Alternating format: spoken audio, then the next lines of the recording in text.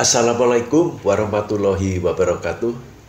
Salah satu momen atau kejadian yang paling membahagiakan dan tidak akan terlupakan dalam hidup kita adalah ketika kita bisa menolong seseorang. Apalagi bila pertolongan tersebut diberikan pada saat yang tepat, yaitu ketika orang tersebut benar-benar membutuhkannya. Pada saat seseorang terancam jiwanya dan kita dapat menolongnya, akan menjadi salah satu momen paling membahagiakan bagi kita dan juga bagi orang yang kita tolong. Dalam video ini saya mengajak pemirsa untuk belajar teknik mengatasi perdarahan. Dengan teknik ini insya Allah berbagai jenis perdarahan yang terjadi di lapangan akan dapat kita tolong sehingga penderita bisa sampai ke rumah sakit dengan selamat untuk mendapatkan perawatan lebih lanjut.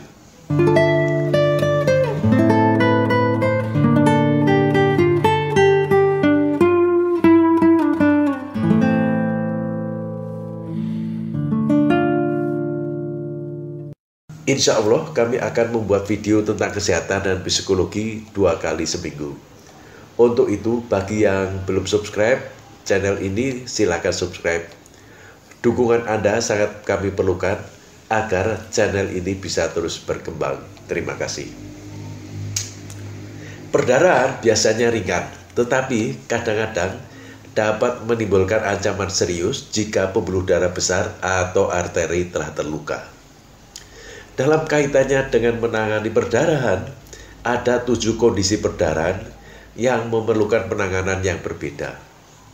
Ketujuh jenis perdarahan tersebut adalah perdarahan luar, perdarahan dengan bagian tubuh yang terpotong atau amputasi, cedera remuk, perdarahan hidung, abrasi atau tergores, luka tusuk, dan perdarahan di dalam. Video ini akan secara singkat membahas cara menolong orang dengan perdarahan untuk kemudian bisa dibawa ke puskesmas, klinik, atau rumah sakit terdekat. A. Perdarahan luar. Umumnya perdarahan bersifat ringan dan termasuk luka kecil, goresan, dan lain-lain. Namun, perdarahan mungkin parah dan mengancam jiwa jika vena atau arteri besar telah terluka. Misalnya vena jugularis di leher. Beberapa luka berhubungan dengan luka lain di bawah kulit, misalnya organ yang terluka oleh tusukan, patah tulang yang menembus kulit. Gejala dan tanda perdarahan di luar. Mungkin tidak semua tanda atau gejala ada. Luka dengan atau tanpa benda asing tertanam. Rasa sakit dari luka permukaan kulit, memar atau perubahan warna kulit, hilangnya fungsi normal di area cedera, kulit pucat, dingin, dan berkeringat. Bagaimana Anda bisa membantu? 1. Terapkan tekanan langsung ke luka yang berdarah. Berikan tekanan kuat pada luka. Gunakan pembalut besar yang steril atau bersih dan letakkan dengan kuat dengan tekanan tangan. Letakkan perban atau bandage untuk menjaga balutan tetap di tempatnya. Jika perdarahan parah, jangan buang waktu mencari bantalan atau alat menekan yang sesuai untuk menekan pembuluh darah agar perdarahan berhenti. Tetapi, bersiaplah untuk menggunakan tangan pasien atau tangan Anda untuk menekan perdarahan bersama-sama jika pasien tidak dapat melakukannya tanpa bantuan. Tekanan untuk menghentikan perdarahan juga bisa dilakukan dengan menambahkan tekanan pada titik tertentu di mana pembuluh darah arteri berada dekat dengan permukaan tubuh. Contoh arteri yang sering menjadi titik tekan adalah arteri brachialis di lengan atas, arteri femoralis di paha, dan arteri poplitealis di belakang lutut. 2. Angkat area yang terluka. Jika luka berada pada anggota badan, angkat dalam posisi tertopang untuk mengurangi aliran darah ke area yang cedera. Jika lengan terluka, Anda bisa menggunakan seling lengan atau seling elevasi.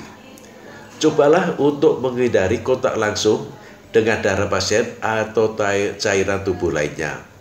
Gunakan sarung tangan sekali pakai jika memungkinkan. Jika sarung tangan tidak tersedia, masukkan tangan Anda ke dalam kantong plastik. Jika ada kontak dengan darah atau cairan tubuh lainnya, cuci tangan Anda atau darah yang terciprat ke kulit secara menyeluruh dengan sabun dan air sesegera mungkin setelah kejadian. Jika Anda khawatir tentang kemungkinan risiko infeksi, dapatkan saran dari dokter Anda segera mungkin. 3. Jika benda asing tertanam di luka, jangan lepaskan, tetapi buat bantalan di kedua sisi objek untuk menghindari tekanan pada benda asing. Letakkan bantalan dengan kuat di tempatnya dengan perban roll atau perban segitiga terlipat yang dilipatkan secara berselang-seling untuk menghindari tekanan pada benda tajam tersebut. Jangan keluarkan benda asing, tetapi berikan bantalan di kedua sisinya. 4. Upayakan agar pasien bisa istirahat secara penuh. Bahkan jika cedera melibatkan lengan atau bagian atas tubuh, pasien harus beristirahat dalam posisi yang paling nyaman, setidaknya 10 menit untuk membantu mengendalikan perdarahan. 5. Carai bantuan medis. Jika lukanya tampak kecil dan pasien dapat bepergian dengan mobil, buatlah janji segera dengan dokter setempat untuk menilai dan merawat luka tersebut. Jika cedera parah atau pasien sangat tidak sehat, hubungi nomor unit reaksi cepat lokal untuk mendatangkan ambulans sesegera mungkin. Sambil menunggu ambulans tiba, amati pasien dengan cermat untuk setiap perubahan kondisi. Jika darah keluar melalui bantalan penekan dan perban, balutkan pad kedua di atas yang pertama. Gunakan handuk kecil atau kain tebal dan berikan tekanan maksimum pada area tersebut. Untuk perdarahan besar yang tidak terkontrol dengan cepat, lepaskan pembalut dan perban yang berlumuran darah dan ganti dengan pembalut dan perban besar yang baru. Perdarahan yang terus berlanjut mungkin karena pembalut terlepas dari posisinya saat perban pertama diterapkan.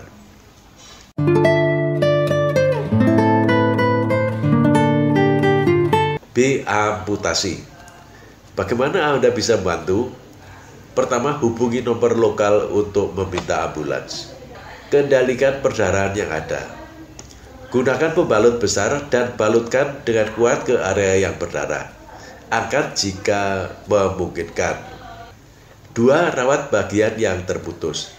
Jika memungkinkan, masukkan perlahan ke dalam kantong plastik. Tutup kantong plastik dengan sedikit udara di dalamnya untuk melindungi bagian yang terputus dengan bantalan udara. Tempatkan kantong yang pengembang ke dalam wadah atau ember berisi air dingin yang telah ditambahkan beberapa es batu. Pastikan bagian yang terputus dipindahkan ke rumah sakit bersama pasien.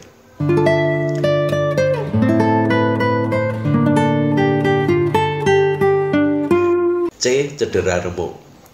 Crash injury atau cedera remuk terjadi dari kompresi kelompok otot besar dan jaringan lunak oleh beban berat. Tempat yang paling berbahaya bila sampai terjadi cedera remuk adalah kepala, leher, dada, perut, dan paha. Bagaimana Anda bisa membantu? Pertama, hubungi nomor lokal untuk mendatangkan ambulans. Pindahkan penyebab. Pindahkan atau hilangkan penyebab yang menyebabkan terjadinya luka remuk jika memungkinkan, karena kerusakan jaringan permanen dapat terjadi dengan kekuatan penghancuran yang parah. Jika tekanan atau jepitan telah terjadi selama beberapa waktu, bersiaplah untuk memberikan pertolongan pertama yang cepat, karena pelepasan jepitan atau tekanan dapat menyebabkan penurunan kondisi pasien secara tiba-tiba. 2. Rawat luka pasien. Kaji dan obati setiap cedera sesuai dengan tingkat kepentingannya. Kendalikan perdarahan dengan pembalut steril yang diikatkan dengan kuat ke area yang terluka. Bantu pasien ke posisi yang paling nyaman dan gunakan bantalan lembut untuk memberikan dukungan pada bagian yang cedera. Jika anggota badan terkena luka remuk, dukung dan imobilisasi area yang cedera. Sambil menunggu ambulans tiba, amati pasien dengan cermat untuk setiap perubahan kondisi. D. Hidung berdarah. Pukulan ke hidung, terbang di ketinggian, atau scuba diving, semuanya dapat menyebabkan hidung berdarah. Untuk seorang anak, selalu periksa apakah ada benda asing, misalnya manik-manik atau koin. Jika hal ini terjadi, dapatkan bantuan medis segera dan jangan mencoba mengeluarkan benda itu sendiri karena dapat menyebabkan kerusakan lebih lanjut. Jika berdarah disebabkan oleh cedera kepala, misalnya tengkorak retak, segera hubungi nomor darurat lokal untuk mendatangkan ambulans. Bagaimana Anda bisa membantu? 1. Terapkan tekanan, elevasi atau angkat, dan istirahat yang kuat.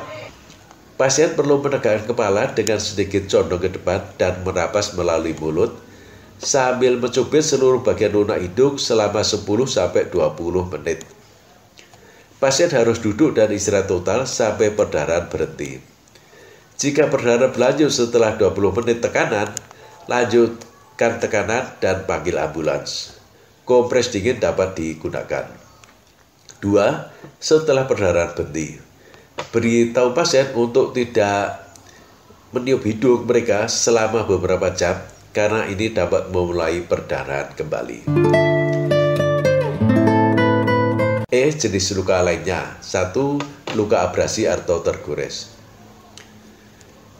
Bagaimana Anda bisa membantu? Bersihkan dengan lembut dengan air sabun atau garam. Jika ada serpihan kerikil yang tertanam di luka, minta pasien untuk coba mengeluarkannya saat area tersebut direndam dalam air sabun. Keringkan area tersebut dengan baik dengan menyeka dengan kain kasa atau tisu. Jika pembalut pelindung diperlukan, gunakan pembalut steril yang tidak lengket dan pasang di tempatnya dengan perban atau selotip. 2. Luka tusuk. Bagaimana Anda bisa membantu? Bersihkan luka dengan air sabun hangat dan biarkan menembus jalur tusukan karena spora tetanus dapat terperangkap jauh di dalam luka. Biarkan luka benar-benar kering di udara sebelum menutupinya. Jika pembalut pelindung diperlukan, gunakan pembalut berperangkat pori dan ganti setiap hari untuk menjaga luka tetap sehat dan kering. Hubungi dokter setempat untuk nasihat tentang imunisasi tetanus.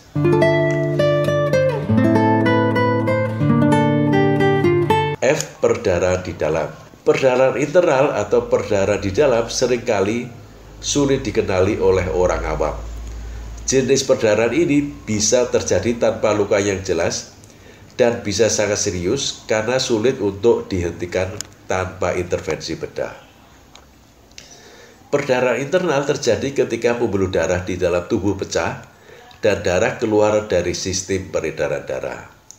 Ini mungkin terjadi pada kasus seperti pukulan ke kepala, dada, atau perut karena jatuh atau tertabrak kendaraan. Perdarahan internal harus dicurigai ketika darah terlihat pada muntah, urin, dahak, atau feses. Gejala dan tanda. Mungkin tidak semua gejala tanda akan muncul. Napas cepat dan terengah-engah, rasa haus yang meningkat, darah merah berbusa yang keluar dari paru-paru, muntahan bernoda darah seperti bubuk kopi, urin berwarna merah atau karat, atau feses berwarna gelap seperti aspal tar, kulit pucat, dingin, dan berkeringat. Bagaimana Anda bisa membantu? 1. Tempatkan pasien pada posisi istirahat total. Bantu pasien ke posisi yang paling nyaman. Selimuti pasien dengan selimut untuk menjaga panas tubuh. Tempatkan kain pelindung di bawah pasien jika permukaannya kasar, dingin atau panas. Misalnya mantel jika pasien berbaring di jalan. Minta bantuan ambulans untuk membawa pasien ke rumah sakit atau puskesmas perawatan bila Anda berada di daerah pedalaman. 2. Sambil menunggu ambulan, kelola cedera lainnya. Pastikan semua pakaian ketat dilonggarkan, terutama di bagian leher dan pinggang. Jauhkan pasien dari orang sekitar atau yang berkerumun. Tenangkan pasien, jangan biarkan pasien makan, minum, atau merokok. Demikian pembahasan tentang keterampilan dasar yang perlu dipunyai oleh semua orang. Pengetahuan tersebut akan sangat membantu dalam menolong seseorang ketika dibutuhkan. Terima kasih, sampai jumpa pada video berikutnya.